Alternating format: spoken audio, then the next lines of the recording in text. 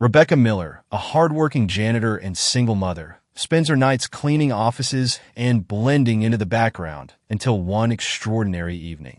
When a wealthy CEO notices her quiet dedication, he makes a decision that shocks everyone. He invites her to join an important boardroom negotiation. Given a stunning dress and a seat at the table, Rebecca finds herself facing skeptical executives, corporate politics, and her own self-doubt. As she navigates this high-stakes world, she must balance the pressures of proving herself professionally with the challenges of being a mother to her son, Ethan, who quietly wonders if his mom is being pushed too far. Along the way, Rebecca discovers her unique strengths and builds unexpected connections. But as rivals within the company plot against her, she faces an even greater challenge. Can she rise to meet the expectations placed upon her while staying true to herself? The fluorescent lights buzz softly in the dimly lit hallway of Sterling Tower.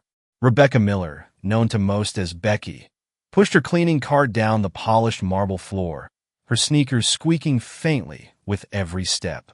She adjusted the cuffs of her worn gray uniform, brushing off invisible specks of dust out of habit.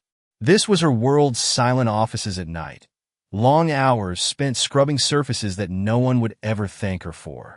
Becky worked while others slept. It was a routine she had fallen into after her divorce 5 years ago. Her life in Chicago, once filled with shared dreams and the laughter of her family, had shrunk to the modest one-bedroom apartment she now shared with her 14-year-old son, Ethan. Her days were predictable. She would drop Ethan at school, catch a few hours of sleep, and then head to Sterling Tower for her shift. Her nights were even quieter. The world above her bustled with power and wealth during the day, but by the time she arrived, the offices were empty, and her work went unnoticed. Becky didn't mind the solitude, at least that's what she told herself. She wasn't sure she could handle the judgment or pity that might come from people seeing her now. Once, she had dreams of being a writer, spinning stories that would captivate the world. But dreams were expensive, and the realities of rent, school supplies, and groceries had long since taken precedence. That evening, as Becky dusted the desk in one of the executive offices, her gaze lingered on a framed photo. It showed a family on a vacation, 2 children laughing on a sunlit beach while their parents smiled behind them. Her chest tightened. She tried not to think about how much Ethan missed the little luxuries she couldn't afford anymore. His soccer cleats were too small, and his school bag was fraying at the edges. Becky sighed and turned away, determined to finish the office quickly. As she wheeled her cart into the next room, her eyes caught something unusual. A black leather briefcase sat on the corner of a polished desk, the initials SH embossed in gold. It looked expensive, important. Becky's brow furrowed. The desk belonged to Scott Hammond, the firm's chief operating officer. It was strange to see the briefcase left behind. Executives like Scott rarely left anything to chance, and Becky hesitated, unsure of what to do. Returning it in the morning felt wrong. What if it contained something critical? She glanced at the wall clock. It was nearly midnight. Becky debated with herself for several minutes before deciding she would bring the briefcase to the security desk downstairs. Gathering her courage, she picked it up, her fingers brushing against the cool leather.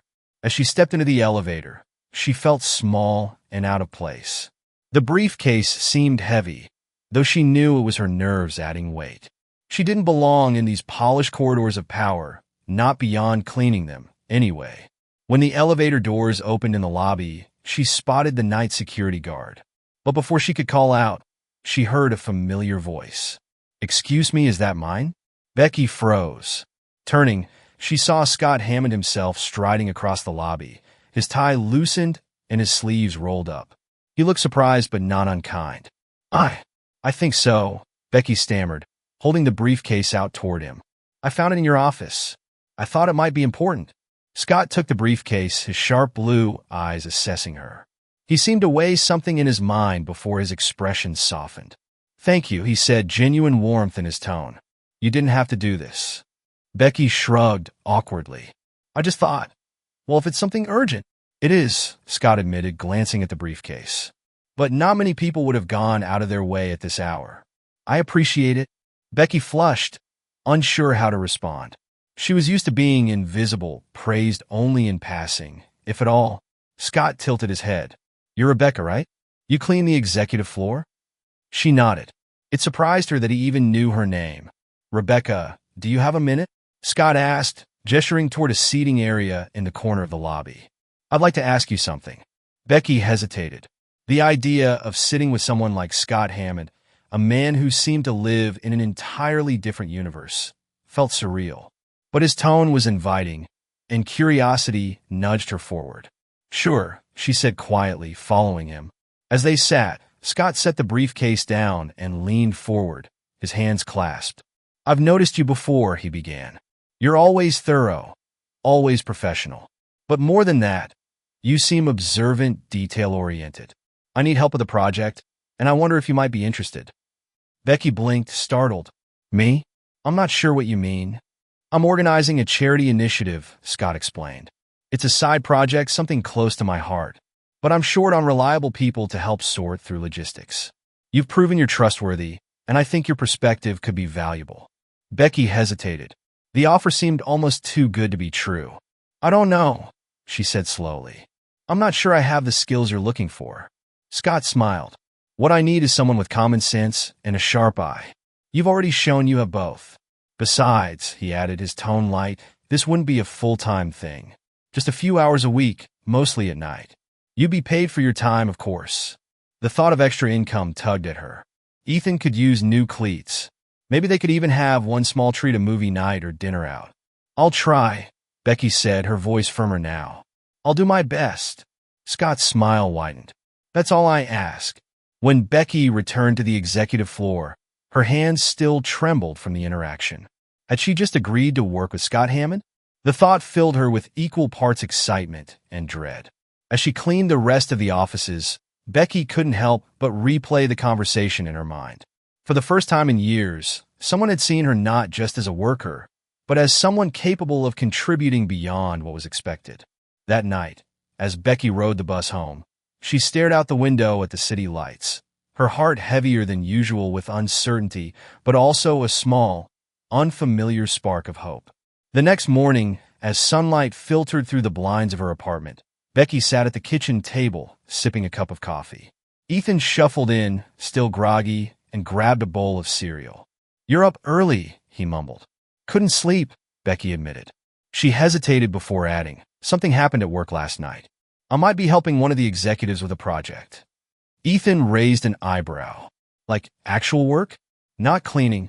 Something like that, she said, her voice uncertain. Cool, Ethan said simply, but the glimmer of pride in his eyes made Becky's chest tighten. She didn't know where this opportunity would lead, but for the first time in a long while, Becky felt as though her life might be shifting just a little, but enough to matter. Becky stood nervously in front of Scott Hammond's office door. She clutched a small notebook in one hand, her knuckles white against its edges. It had been 3 days since Scott had asked her to help with a charity project, and tonight was her first night on the job. Just knock, she whispered to herself, but her hand hesitated in midair. The polished brass plaque on the door gleamed under the bright hallway lights. The name Scott Hammond, so a stark reminder of how far out of her element she felt. Taking a deep breath, Becky rapped her knuckles lightly on the door. Come in, Scott's voice called. Becky pushed the door open and stepped into a room that seemed more like a library than an office. Dark wood paneling framed floor-to-ceiling windows that overlooked the city skyline, while leather chairs surrounded a sleek, modern desk. Scott was seated behind it, his sleeves rolled up, focused on a stack of papers. Rebecca, right on time, he said, glancing up and offering her a small smile. Come in, sit down. She perched on the edge of a chair, her hands clasped tightly in her lap. I'm not sure where to start, Becky admitted, her voice quiet. Scott leaned back, his expression thoughtful. Let me explain what we're doing. This project is a scholarship fund for underprivileged youth. The idea is to support kids who have the potential to succeed but lack the resources. The board approved the initiative, but the finer details have been slow-moving. Becky nodded, her mind racing. She wasn't sure what she could offer to something so ambitious, but she wasn't about to walk away from the opportunity. I'll need your help with the organizational side, Scott continued. Sorting through applications, finding gaps in the planning, that sort of thing. I don't expect you to know everything, but I do need someone I can rely on to spot details others might miss." His words settled something inside her, the same way his tone had the night in the lobby. Becky had spent years noticing details: the scuff marks on pristine marble floors, the forgotten coffee mugs that told stories of hurried mornings. She had thought of it as part of her job, but here Scott was treating it as a skill. "I'll do my best," Becky said, this time with more confidence. Scott handed her a thin folder. "This is where we'll start. It's a list of initial applicants.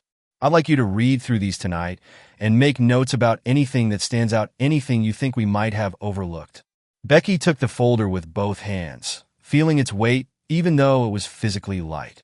Later that night, Becky sat at a desk tucked into the back of a storage room on the executive floor. Scott had set up a quiet space for her to work, away from the cleaning supplies and the noise of her usual duties. The folder lay open in front of her, its pages filled with names, ages, and heartbreaking stories of struggle and ambition. One applicant was a high school senior who worked 3 part-time jobs to support his family while maintaining a 4.0 GPA. Another was a girl who had taught herself calculus using free resources online because her school didn't offer advanced math classes. Becky's throat tightened as she read, the stark reality of these young lives laid bare in black and white. Her pen hovered over the paper as she hesitated. Did she really have the right to make comments about these kids' futures? She thought of Ethan and how hard it had been to scrape together enough for his last field trip. "This matter," she whispered to herself, and with that thought, she began to write. Hours passed in a blur as Becky immersed herself in the stories. She noted typos and applications that might seem minor but could distract a reader. She flagged instances where more information was needed, like missing references or unclear descriptions of financial hardship. When she finally leaned back and stretched, it was well past midnight. Her notes were concise but thorough, each page filled with small suggestions that, she hoped, would make a difference. The next evening, Scott stopped by her desk to check in. He picked up the stack of notes and began flipping through them, his eyebrows raising as he read. "This is thorough," he said, glancing up at her. "I wasn't sure how much detail you wanted," Becky said quickly, her nerves bubbling back to the surface. Scott chuckled. "Detail is exactly what I needed. You caught things I didn't even notice the first time around. This is great work, Rebecca." She blinked at him, surprised. Praise was rare in her world, and she didn't quite know how to respond. "Thank you," she managed. Scott set the papers down. "I'm serious. You got an eye for this. Keep it up and we might just pull this off." His words stayed with her as she finished her shift that night. For the first time in years, Becky felt something she hadn't allowed herself to feel: pride. As the days turned into weeks, Becky's work on the project became an increasingly important part of her routine. Scott started asking for her opinion on more than just the applications. He wanted to know how she thought the scholarship fund could be better organized or what messaging might resonate with potential donors. At first, she hesitated to share her thoughts. But the more Scott listened, really listened, the more she began to believe that her perspective mattered.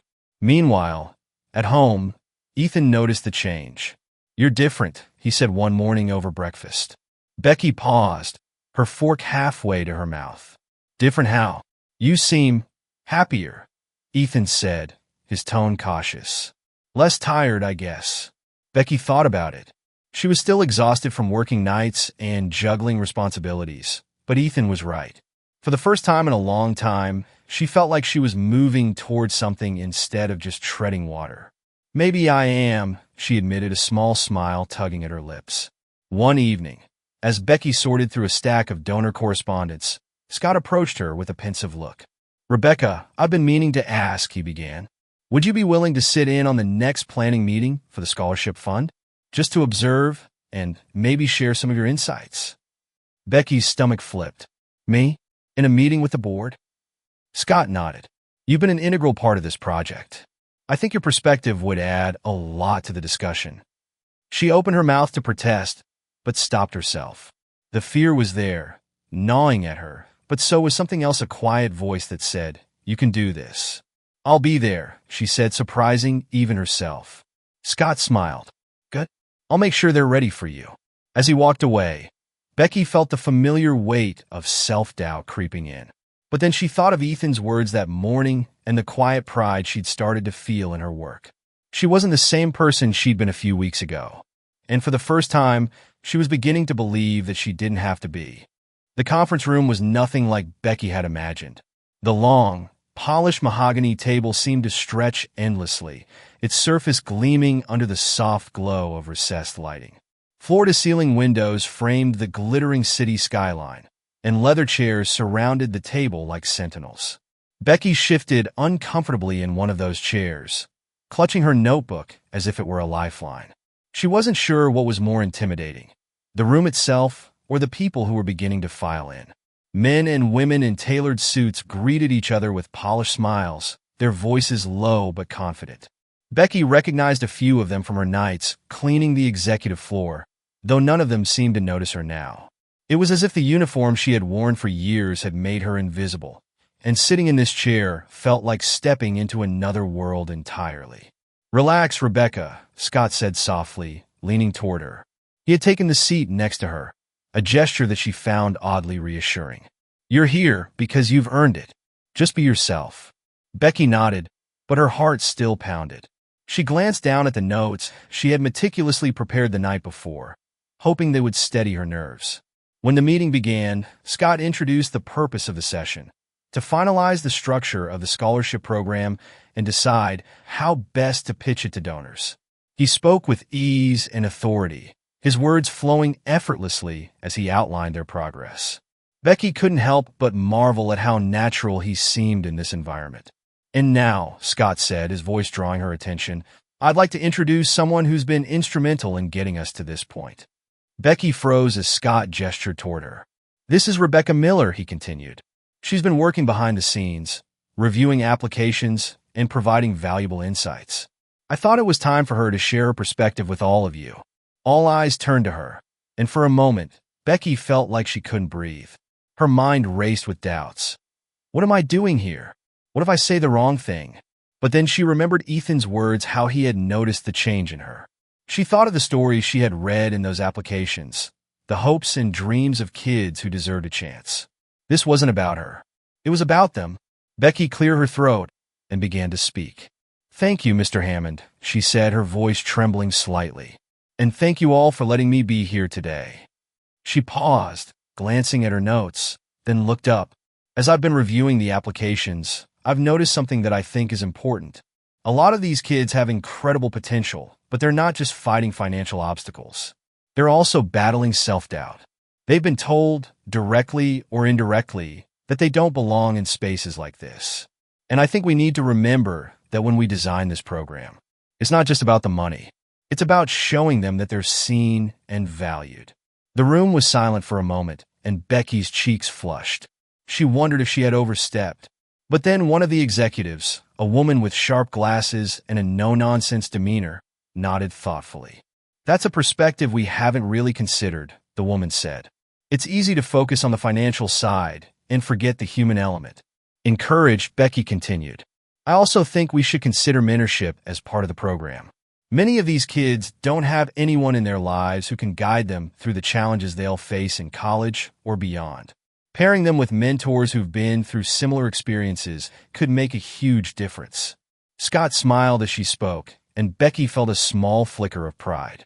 For the first time, she wasn't just observing from the sidelines, she was contributing. After the meeting, Becky lingered in the conference room, organizing her notes. The other executives had filed out, leaving her alone with Scott. "You did great," he said, leaning against the table. Becky shook her head, a wry smile on her lips. "I was terrified the whole time." "That's normal," Scott said. "But you pushed through it. That's what matters." Becky hesitated before speaking. "Do you really think I belong in these meetings? Everyone else seems so confident, polished. I'm just," she trailed off, unsure how to finish the sentence. Scott crossed his arms, his expression thoughtful. "You're just what we need. You see things differently because you've lived differently. That's an advantage, not a weakness. Don't let anyone tell you otherwise." His words lingered in Becky's mind as she finished her shift that night. The following week, Becky found herself increasingly drawn into the project. Scott began inviting her to more meetings, and while she still felt out of place at times, she started to notice something surprising. Not everyone dismissed her. Some executives, like the woman from the first meeting, began to ask Becky questions directly, seeking her input on various aspects of the program. It was a strange and exhilarating feeling to have her voice valued in a space she had once thought inaccessible. But not everyone was welcoming. Victoria Lane, a senior executive who often sat near Scott in meetings, made no effort to hide her disdain. Her comments were always veiled in politeness, but Becky could feel the sting of them. "Rebecca has an interesting perspective," Victoria said during one meeting, her tone cool. "But perhaps we should focus on insights from people with more experience in these matters." Scott's response was firm, but measured. "Experience comes in many forms, Victoria. Rebecca has been instrumental in shaping this program, and her contributions speak for themselves." Victoria's lips tightened into a thin line, but she said nothing more.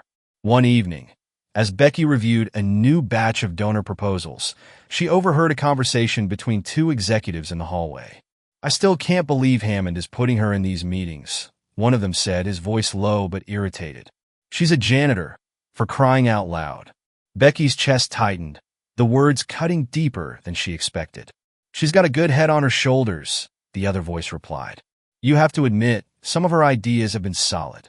"Maybe," the first voice said grudgingly. "But let's see how long that lasts." The voices faded as the men walked away, but Becky stayed frozen in her chair. Doubt began creeping back in, threatening to undo all the progress she had made. That night, as she rode the bus home, Becky couldn't shake the feeling that she was still an outsider in this world.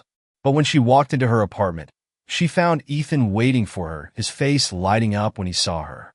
"How was your meeting, Mom?" he asked, his tone genuinely curious. Becky hesitated, then smiled. "It went well," she said, deciding not to burden him with her doubts. Ethan grinned. "I told you you're good at this stuff. You just have to believe it." His words, so simple and earnest, brought tears to her eyes. Maybe she wasn't polished or experienced like the others, but she was trying. And sometimes trying was enough. Later that night, Becky sat at her kitchen table, the city lights twinkling outside the window. She opened her notebook and began jotting down ideas for the mentorship component of the program. The doubt was still there, lingering at the edges of her mind, but it didn't paralyze her. Instead, she focused on the voices that mattered, the kids whose futures depended on this program, Ethan's quiet belief in her, and Scott's unwavering confidence in her abilities. As she wrote, Becky felt a flicker of something she hadn't felt in years: hope. Becky adjusted the strap of her satchel as she stood in the elevator, the soft hum of the machinery rising with each passing floor. Her hands were damp with nerves. It was her first time attending an official brainstorming session with the board members. Though she had participated in smaller meetings with Scott and a handful of executives, this felt different, bigger, more formal. When the doors slid open, she stepped out onto the executive floor, her heels clicking softly against the polished wood. Scott had encouraged her to wear something professional, and she had spent the evening prior searching her closet for something appropriate. She settled on a simple navy dress paired with the only pair of pumps she owned. Becky felt out of place as she walked down the long hallway toward the conference room. Employees in tailored suits brushed past her, their conversations brisk and full of confidence. Though no one gave her a second glance, Becky's heart pounded, each step amplifying her sense of unease. "Rebecca," Scott's voice called out as she neared the conference room. He stood just outside, wearing his usual easy smile. "Hi," Becky said, clutching her satchel tighter. "I'm here. I hope I'm not too early." "Not at all," Scott said, holding the door open for her. "Come on in. I'll introduce you to the others." Becky stepped into the room, taking in the sight of a wide, oval-shaped table surrounded by sleek chairs. The walls were adorned with abstract art, and the faint scent of coffee lingered in the air. A few board members were already seated, chatting quietly. Scott guided her to a chair near the middle of the table. "Take a seat here," he said. "I want you to be front and center." Becky hesitated but nodded, lowering herself into the chair. As more people filed into the room, Scott began introductions. Becky recognized Victoria Lane immediately. The senior executive was dressed impeccably, her sharp gaze sweeping the room as if evaluating everything and everyone. When Victoria's eyes landed on Becky, her expression was polite but distant. "Ladies and gentlemen," Scott began, standing at the head of the table. "Thank you for coming. Today, we'll be focusing on refining the mentorship component of the scholarship program. I'd like to start by introducing Rebecca Miller, who has been an invaluable asset to this initiative. Her perspective has already shaped much of what we've accomplished so far." Becky's cheeks flushed as heads turned toward her. She nodded, unsure of what to say, and was relieved when Scott continued speaking. As the meeting progressed, Becky took careful notes, listening intently as board members debated various ideas. At first, she felt like an outsider, her pen hovering over the page without adding anything of her own. But as the discussion turned to the structure of the mentorship program, Becky's ears perked up. The board members spoke about pairing students with successful professionals, focusing on networking and career advice. Becky hesitated, but Scott caught her eye and gave her a subtle nod of encouragement. Clearing her throat, Becky spoke up. "I think the idea is great," she began, her voice shaky at first. "But I think we need to consider what these kids might really need from a mentor. Many of them come from backgrounds where they've never had someone to guide them, even on small things like how to prepare for a job interview or write a professional email. Maybe we should focus less on networking and more on providing practical support." The room fell silent for a moment, and Becky wondered if she had made a mistake. But then the woman with sharp glasses, whose name she had learned was Linda, nodded thoughtfully. "She has a point," Linda said. "We've been framing mentorship as a top-down relationship, but maybe we need to think more holistically. It's not just about connecting students to opportunities, it's about teaching them how to navigate those opportunities." Scott smiled, clearly pleased. "Exactly. Rebecca's been pointing out gaps in our approach from the beginning. That's why I wanted her here today."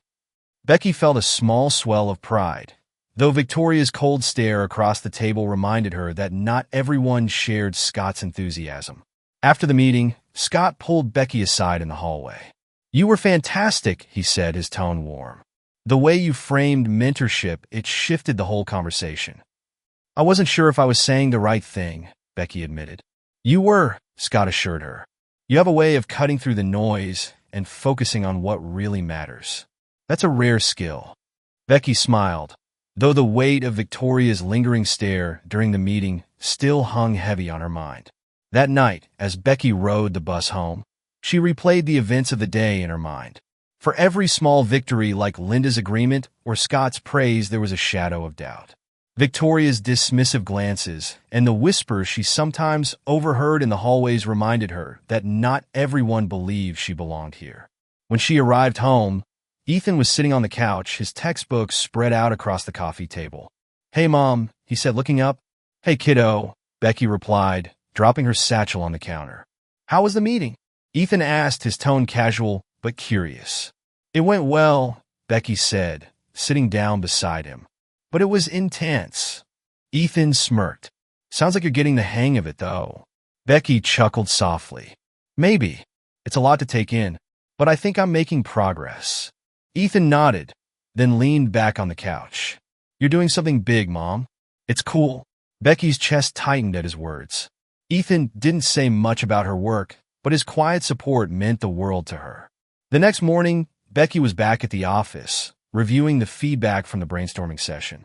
She was so focused on her work that she didn't notice Victoria approaching her desk until the woman's sharp voice broke through her concentration. "Rebecca," Victoria said, her tone clipped. "A word." Becky looked up, startled. "Of course," she said, standing.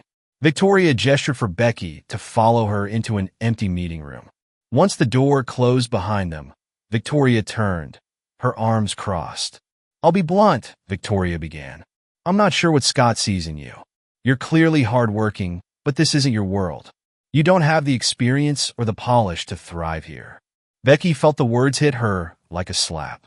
"I'm doing my best," she said, her voice steadier than she expected.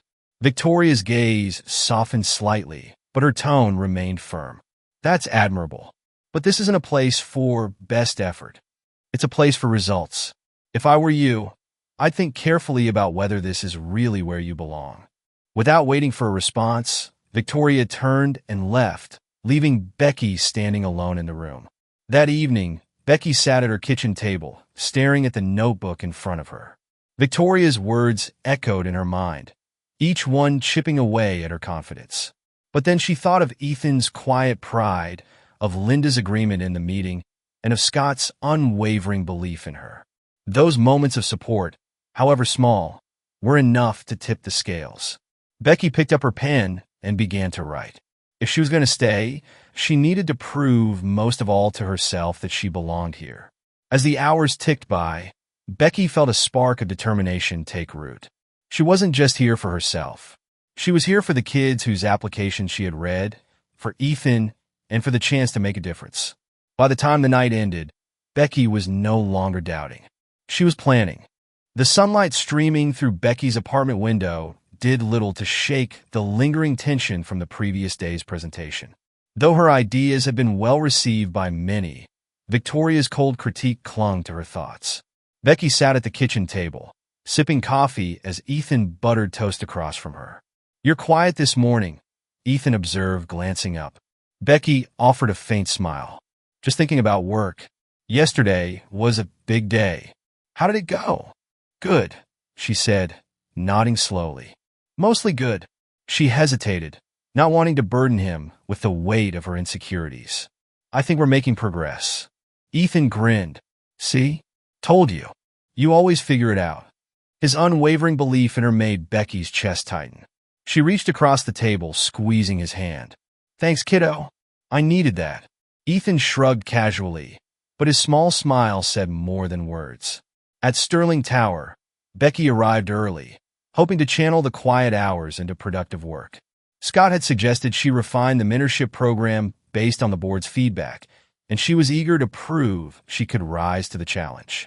Her desk was piled with papers when Scott stopped by. "Morning, Rebecca," he said, leaning against the edge of her desk. "How are you feeling after yesterday?" "Better," Becky admitted, setting down her pen. "Thank you for stepping in when things got tough. I'm not sure I handled Victoria as well as I could have." Scott waved off her concern.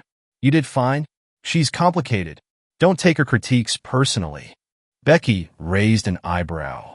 "That's easier said than done." Scott chuckled softly. "True, but you'll get used to it. Anyway, I wanted to let you know that the board approved the pilot program. They'll be announcing it next week." Becky blinked, her heart skipping a beat. "They approved it?" "They did. Your presentation sealed the deal." A rush of relief and pride washed over Becky, but it was tempered by a familiar undercurrent of doubt. "I couldn't have done it without your help," she said. Scott straightened, his tone turning serious. "Don't sell yourself short, Rebecca. You've earned this." Later that afternoon, as Becky reviewed emails about the next steps for the program, her phone buzzed with an incoming call. She frowned, seeing the name of Ethan's school on the screen. "Hello," she answered quickly, her pulse quickening. "Mrs. Miller, this is Principal Anderson. I'm calling about Ethan." "What's wrong?" Becky asked, her voice tightening. "There's been a minor incident," the principal said, his tone calm but firm. "Ethan got into a verbal disagreement with another student. He's fine, but we'd like to discuss it with you." Becky exhaled, relieved it wasn't more serious. "Of course. I'll be there this afternoon." At the school, Becky sat across from the principal in his small, cluttered office. Ethan sat beside her, his arms crossed and his gaze fixed on the floor. "Ethan's a great student," Principal Anderson began, "but it seems he's been under some stress lately. The disagreement today escalated because he felt singled out by the other student." Becky glanced at Ethan, who refused to meet her eyes. "Is there something going on at home that might be affecting him?" the principal asked gently. Becky's stomach twisted. She thought of her late nights at work, the hours spent preparing presentations and navigating the unfamiliar corporate world. Had she been so focused on proving herself that she missed what Ethan was going through? "I'll talk to him," Becky promised, her voice steady despite the guilt gnawing at her. On the walk home, Becky tried to get Ethan to open up. "Do you want to tell me what happened?" she asked softly. Ethan kicked at a pebble on the sidewalk, his shoulders hunched. The other kid kept saying stuff about how my mom works for rich people, like it's a bad thing. Becky's heart sank. "Ethan, I'm sorry you had to deal with that. But what they said doesn't matter. You know that, right? He shrugged. I know, but sometimes it feels like they're right, like we don't belong. The words hit Becky harder than she expected. She stopped walking and knelt in front of him, forcing him to look at her. Listen to me, she said firmly. You belong wherever you want to be. No one gets to decide that for you. And I don't care what anyone says about what I do. We're doing the best we can, and that's enough. Ethan stared at her for a moment before nodding. That evening, Becky sat at the kitchen table long after Ethan had gone to bed. The guilt weighed heavily on her. She had spent so much energy trying to prove herself at work. But at what cost? Her phone buzzed, breaking her thoughts. It was a call from Scott. Rebecca, I just wanted to check in, he said when she answered. You seem a little off today. Becky hesitated before responding. It's Ethan. There was an issue at school. Scott's tone softened. Is he okay? He's fine. Just some teasing about. Well, about me. About the work I do. Scott was quiet for a moment. Kids can be cruel. But I hope you know that what you're doing is important for him and for a lot of other people. Becky sighed. I just don't want him to feel like he has to defend me. He's a kid. He shouldn't have to carry that. Maybe, Scott said, but it sounds like he's proud of you, even if he doesn't always say it. And he's learning from you. He's learning resilience. The word stayed with Becky long after they hung up. The next day at work, Becky approached her tasks with renewed determination. She couldn't change the past, but she could focus on moving forward for Ethan, for herself, and for the kids who would benefit from the scholarship program. As she finalized her notes for the next phase of the project, she found herself reflecting on how far she had come. A few months ago, she had been cleaning offices invisible to the people who worked there. Now, she was contributing to something meaningful. When Scott stopped by her desk later that afternoon, Becky looked up with a small smile. I was thinking, she said, once we launch the mentorship program, I'd like to volunteer as a mentor. I know what it's like to feel like you don't belong, and I think I could help someone else navigate that. Scott's smile widened. That's a fantastic idea, Rebecca. I think you'd be great at it. As Becky returned to her work, she felt a quiet sense of resolve. There would be challenges ahead, she knew that, but she also knew she wasn't facing them alone. For the first time, Becky began to believe that she could be more than just a bridge between two worlds. She could be a foundation, strong enough to support others as they found their own paths forward. Becky sat in the corner of the executive lounge. A thick folder of reports spread across the small table in front of her. She had volunteered to stay late to prepare a final draft of the scholarship program proposal for the board. The hum of the building's HVAC system was the only sound as most of the employees had already gone home for the day. Her mind was focused on the task, yet a lingering tension pulled at her thoughts. Ethan had been quieter than usual that morning, and though he said everything was fine, Becky wasn't convinced. Balancing her responsibilities at work with her responsibilities as a mother felt increasingly overwhelming. She reached for a coffee cup, only to realize it was empty. With a sigh, she stood and walked to the nearby break station. As the coffee brewed, she stared out the large window, the city lights twinkling below. The view reminded her of how far she had come, but also how far she still had to go. Burning the midnight oil? Are we? Becky turned to see Victoria Lane stepping into the lounge, her heels clicking softly on the tiled floor. Her presence immediately set Becky on edge. Just finishing up the proposal, Becky said, keeping her tone neutral. Victoria approached the coffee station, her sharp gaze landing on the papers scattered across Becky's table. You've certainly been putting in the hours, Victoria said, her voice smooth but edged with something cold. I suppose that's one way to make up for lack of experience. Becky stiffened. She had grown somewhat accustomed to Victoria's veiled barbs, but tonight, she was too tired to brush them off. I'm doing what I can to make this program a success, Becky said, her voice steady but firm. Victoria poured herself a cup of tea, her movements slow and deliberate. It's admirable, really, but let's not forget how high the stakes are. One misstep, and this entire program could collapse, and with it, any credibility you've managed to build. Becky clenched her jaw, the weight of Victoria's words pressing down on her. I'm aware of what's at stake, she said quietly. Victoria's smile didn't reach her eyes. Good. Just make sure you stay in your lane, Rebecca. Ambition can be dangerous when it outpaces ability. With that, Victoria swept out of the lounge, leaving Becky alone with the quiet hum of the coffee machine. Becky spent the rest of the evening poring over the proposal, double-checking every detail. By the time she returned home, it was well past midnight. Ethan was asleep on the couch, his textbook open beside him. She gently shook him awake. "Ethan, you should be in bed." He groaned, rubbing his eyes. "I was waiting for you." Becky's heart ached at his words. She knelt beside him. "I'm sorry I was late. There's a lot going on at work right now." Ethan sat up, his expression serious. "You're always working, Mom.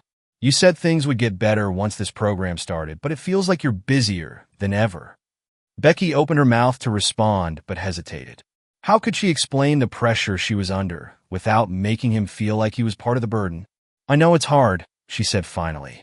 "But this program, it's important, Ethan. It's not just about work. It's about creating something meaningful, something that could help people." Ethan looked at her, his brow furrowed. "And what about us? When do we get time with you?" His words hit Becky like a blow, and she realized with a sinking feeling that he was right. The next day, Becky arrived at the office with a heavy heart. She handed the final proposal to Scott, who reviewed it with a satisfied nod. "This is excellent, Rebecca," he said. "You've covered every angle." "Thanks," Becky said, her voice subdued. Scott noticed. "Everything okay?" Becky hesitated before shaking her head. "Just some personal stuff. Nothing to worry about." Scott studied her for a moment, but didn't press further. "Well, take a breather if you need it. You've earned it." Later that afternoon, Becky joined a meeting with several senior executives to discuss the next phase of the scholarship program. She was halfway through presenting an update when Victoria interrupted. "While I appreciate the effort Rebecca has put into this," Victoria said, her tone icy, "I think we need to revisit the mentorship component. It's too ambitious and could create logistical challenges." Becky's stomach dropped. She had spent weeks refining the mentorship plan, and it had been approved by the board. "With all due respect," Becky said, her voice steady, "the board already approved the mentorship component. We've accounted for the logistics by phasing the rollout." Victoria's eyes narrowed. "And what if those phases fail? The board may have approved it, but if it falters, the responsibility will fall squarely on your shoulders." The room fell silent, all eyes turning to Becky. Her pulse quickened, and for a moment, she felt the weight of the pressure bearing down on her. But then she remembered Ethan's words, the quiet frustration in his voice when he asked when they would get time with her. She thought about why she was doing this in the first place, about the kids who would benefit from the program. "I understand the risks," Becky said, her voice stronger now. "But I believe in this program. It's not just about logistics, it's about giving these kids the support they need to succeed. That's worth taking a risk for." A murmur ran through the room, and Scott leaned forward, his expression firm. "I agree with Rebecca. This program has the potential to make a real impact, and I trust her judgment." Victoria's lips tightened, but she said nothing more. When the meeting ended, Becky returned to her desk, her hands still shaking from the confrontation. Scott stopped by a few minutes later. "You handled that well," he said, his tone encouraging. "Thanks," Becky said, though she didn't feel victorious. Scott tilted his head. "I know Victoria can be difficult, but don't let her get to you. She sees your potential, and that's what intimidates her." Becky frowned. "She doesn't act like she sees potential." "She does," Scott said. "That's why she's trying so hard to undermine you." That evening, Becky made a point to leave work early. When she walked into her apartment, Ethan was sitting at the table, his headphones on as he worked on homework. Becky set down her bag and pulled out a pizza box she had picked up on the way home. "How about a break?" she asked. Ethan's eyes lit up when he saw the pizza. "You're home early. Thought I'd surprise you," Becky said, ruffling his hair. As they ate, Ethan told her about his day, his frustrations with math homework, and his plans for an upcoming soccer game. Becky listened, soaking in the moment. For the first time in weeks, she felt like she was exactly where she needed to be. That night, as Becky sat at her kitchen table, she thought about the path she had taken. The challenges were far from over, but she felt a renewed sense of purpose. She wasn't just fighting for her place in the corporate world, she was fighting for her son, for the kids in the scholarship program, and for the belief that change was possible. And for the first time in a long time, Becky felt like she was finding her balance. The following morning, Becky walked into Sterling Tower, feeling more grounded than she had in weeks. The previous evening with Ethan had reminded her why she was pushing so hard, not just for herself, but for him and the future she wanted to create for both of them. As she settled at her desk, her mind turned to the mentorship pilot program. It was time to shift from planning to implementation. The initial group of students had been chosen, and their first workshop was only a week away. Becky felt a mix of excitement and apprehension. The program had to succeed. There was too much riding on it. Morning, Scott's voice broke her concentration. He approached her desk with his usual easy demeanor, but there was a note of urgency in his tone. Morning, Becky replied, closing the folder in front of her. What's up? Scott leaned against the desk, his arms crossed. I just got word that the board wants an update on the program's progress at the next quarterly meeting. Becky frowned. That's earlier than expected. I know, Scott said. They're eager to see results, and Victoria has been pushing for more oversight.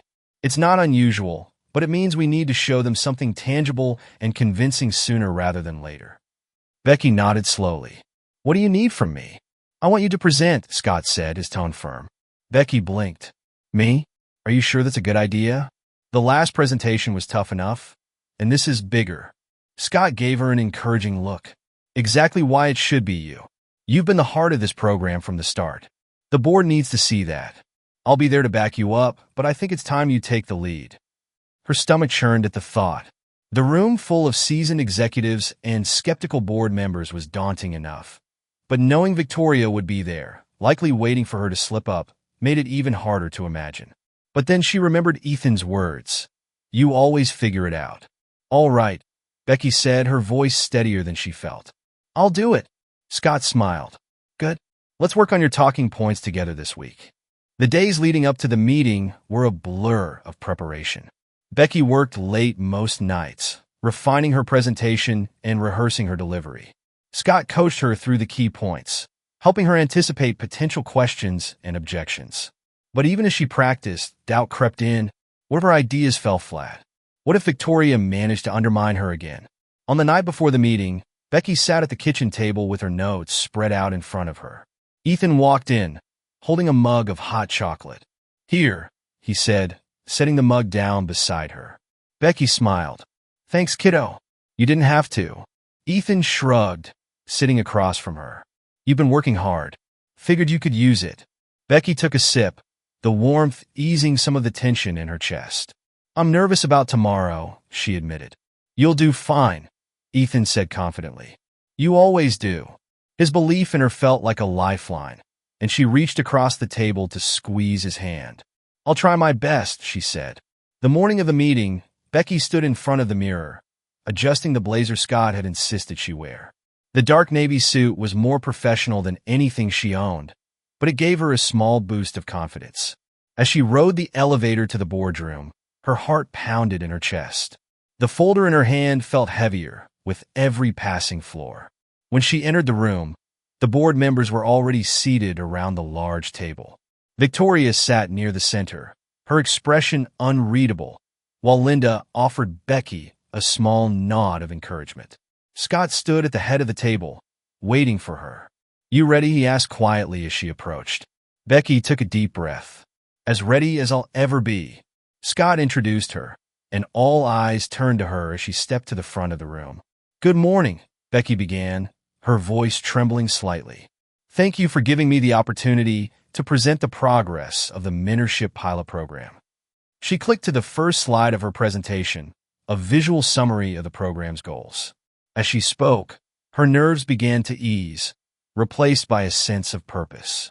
Becky outlined the challenges faced by the program's participants, emphasizing the need for practical mentorship to bridge gaps in confidence and opportunity. She shared stories from the applications carefully anonymized that illustrated the potential impact of the program.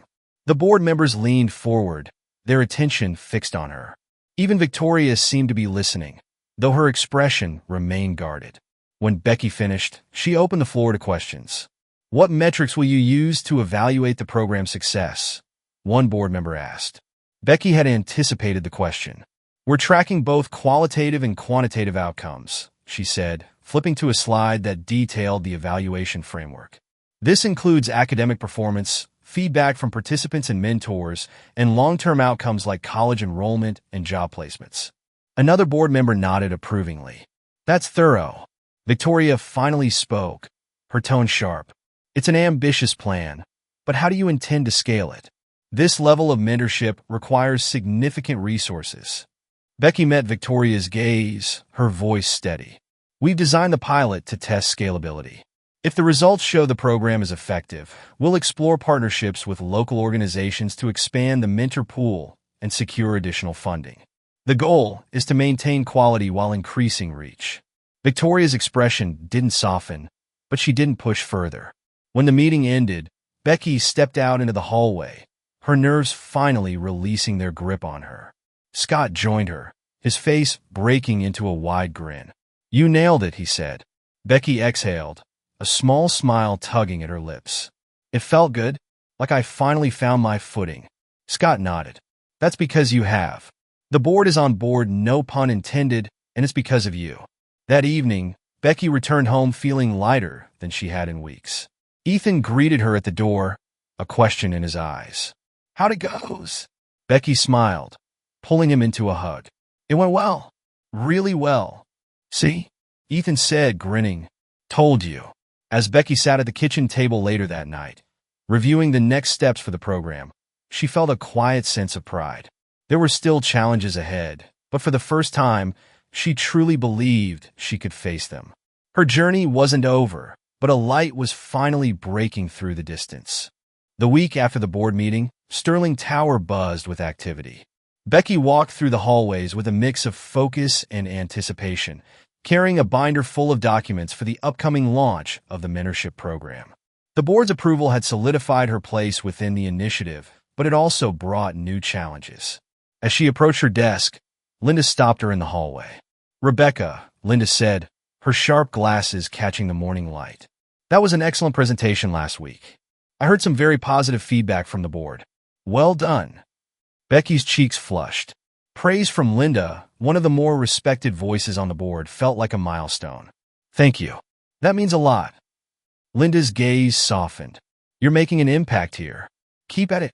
But, she added with a wry smile, don't let certain voices get in your head. Becky didn't have to ask who she meant. Victoria's name hung unspoken between them. Becky spent the next few days finalizing details for the mentorship program's launch. The first workshop would take place in a conference room on the second floor, bringing together the selected students and their mentors for an orientation. Becky wanted everything to go perfectly. She reviewed every detail meticulously, from the seating arrangements to the workshop materials. The night before the event, she stayed late at the office, organizing folders for each participant. The silence of the empty floor was comforting, a reminder of the countless nights she had spent cleaning these very spaces. You should get some rest, Scott said, appearing in the doorway. He was carrying 2 cups of coffee, one of which he handed to Becky. I will, Becky replied, though she doubted she'd sleep much. Scott pulled out a chair and sat across from her. You've done incredible work. Tomorrow is going to be a success. Becky smiled, though her nerves hadn't entirely settled. I hope so. It feels like everything is riding on this. Scott leaned forward, his tone firm but kind. You've already proven yourself. Tomorrow is just the next step, not the final one. Don't forget that. His words stayed with her as she packed up for the night. The morning of the workshop, Becky arrived early. The room was set up exactly as she had envisioned.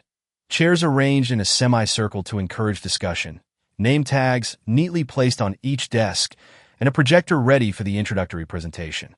As the students began to arrive, Becky greeted each one personally. She was struck by their nervous smiles and eager eyes. Some wore ill-fitting suits, while others fidgeted with backpacks, but they all shared an unmistakable determination.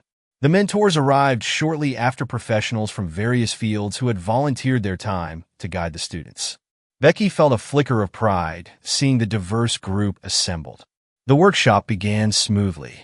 Becky introduced the program, sharing its mission and goals, and then transitioned into icebreaker activities designed to build rapport between the students and their mentors.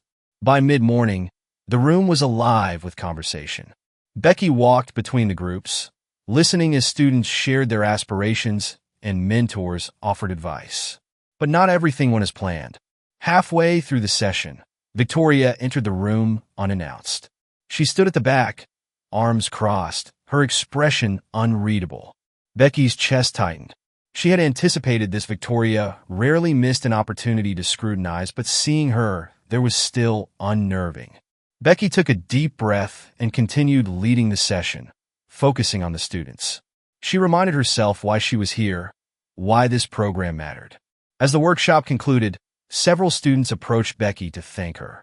"This is the first time I've ever had someone believe in me like this," one young woman said, her voice thick with emotion. Becky's throat tightened. "You deserve it, and you're going to do great things. I can feel it." After the students and mentors had left, Becky stayed behind to clean up. She was stacking chairs when Victoria approached. "Well," Victoria began, her tone sharp as ever. "That was adequate." Becky straightened, meeting Victoria's gaze. "It was more than adequate. It was a success." Victoria arched an eyebrow. "Was it? This was only the first step. Sustaining something like this takes far more than good intentions." Becky's hands curled into fists at her sides, but she kept her voice steady. "I know that, and I'm ready for it." Victoria studied her for a moment, then nodded curtly. "We'll see." She turned on her heel and walked out, leaving Becky alone in the empty room. That evening, Becky sat at home with Ethan, recounting the events of the day. "So, it went well?" Ethan asked, biting into a slice of pizza. Becky smiled. "It did. The students were amazing. Seeing them connect with their mentors, it reminded me why I wanted to do this." "Sounds like you're killing it," Ethan said, grinning. Becky laughed. "I wouldn't go that far, but I'm getting there." The next morning, Becky arrived at work to find an email from Linda waiting in her inbox. "Rebecca, I attended the workshop yesterday and was impressed by how well you engaged the students and mentors. It's clear you've put your heart into this program. I'd like to discuss next steps with you soon. Let me know when you're available." Becky read the email twice, a sense of accomplishment washing over her. She wasn't just surviving in this role anymore, she was thriving. But as Becky opened her next email, her heart sank. It was from one of the mentors, expressing concerns about the long-term feasibility of the program.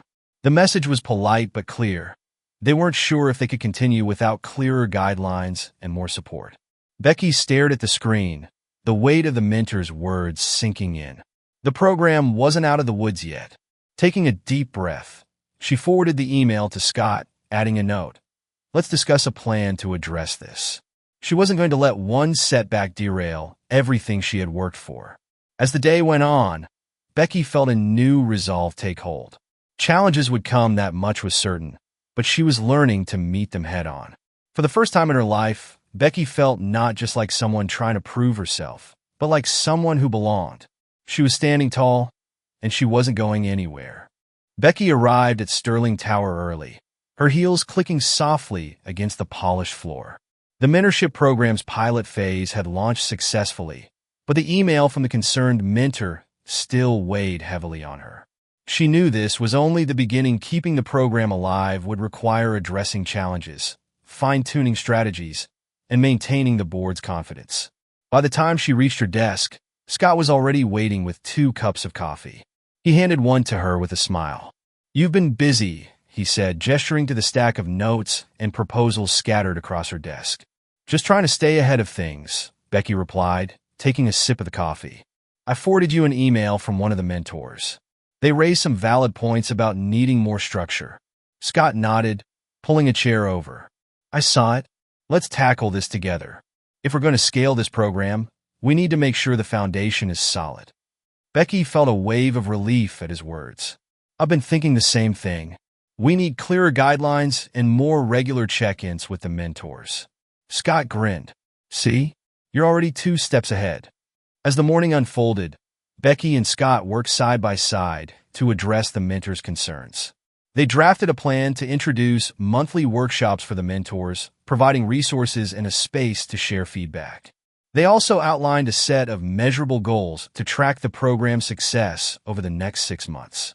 When they finished, Scott leaned back in his chair, looking satisfied. "This is good.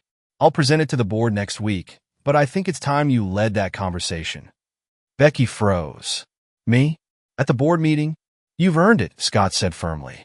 You've been at the heart of this program from day one. It's time the board hears from you directly.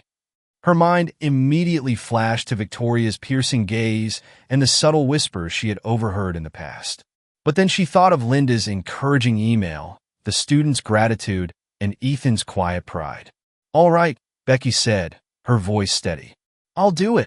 The week leading up to the board meeting was a whirlwind. Becky spent hours refining her presentation, rehearsing her points, and preparing answers to potential questions. Scott continued to guide her, but he made it clear this was her moment to shine. The night before the meeting, Becky sat at the kitchen table while Ethan worked on his homework across from her. You've been quiet, Ethan said, glancing up. Big meeting tomorrow, Becky admitted. You're nervous, Ethan said, not as a question but as a statement of fact. Becky smiled ruefully. I am, but it's a good kind of nervous. It means I care about what I'm doing. Ethan nodded, his expression thoughtful. You've got this, Mom. I know you do. His unwavering confidence filled her with a warmth she couldn't put into words. The next morning, Becky stepped into the boardroom, her hands clutching her notes. The room was just as imposing as ever, with its sleek design and commanding view of the city. The board members filed in, exchanging polite greetings as they took their seats. Victoria was among them, her expression as unreadable as always, while Linda offered Becky a small nod of encouragement. Scott opened the meeting with a brief overview before turning to Becky. Rebecca has been instrumental in shaping the mentorship program, Scott said. She'll be presenting our plan for addressing feedback and scaling the program moving forward. All eyes turned to Becky as she rose from her seat. Her heart pounded, but she drew a deep breath and stepped to the front of the room. Good morning, she began, her voice clear. Thank you for giving me the opportunity to present today. She launched into her presentation, detailing the progress the program had made and the challenges they had encountered.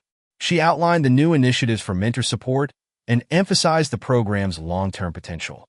When she finished, there was a moment of silence before Linda spoke. This is a strong plan, Linda said. I appreciate how you've addressed the concerns raised. It shows foresight and adaptability. A murmur of agreement ran through the room, though Victoria remained quiet. One of the board members asked, how do you plan to maintain the quality of the program as it scales? Becky was ready. By implementing a phased approach. Each expansion will include a pilot phase to ensure the new framework works before rolling it out more broadly. Additionally, we'll maintain close communication with both mentors and students to adapt as needed. The board member nodded, looking impressed. As the meeting progressed, Becky fielded more questions, her confidence growing with each response. By the time it ended, she felt lighter, as if she had finally crossed a bridge she had been building for months. After the meeting, Scott clapped her on the back. You were incredible in there. The board is fully behind you. Becky smiled, relief and pride washing over her. Thank you. I couldn't have done it without your support. Scott shook his head. Don't sell yourself short, Rebecca. You've earned every bit of this. That evening, Becky and Ethan celebrated with takeout pizza and a movie. As they laughed together on the couch, Becky felt a sense of peace she hadn't experienced in a long time.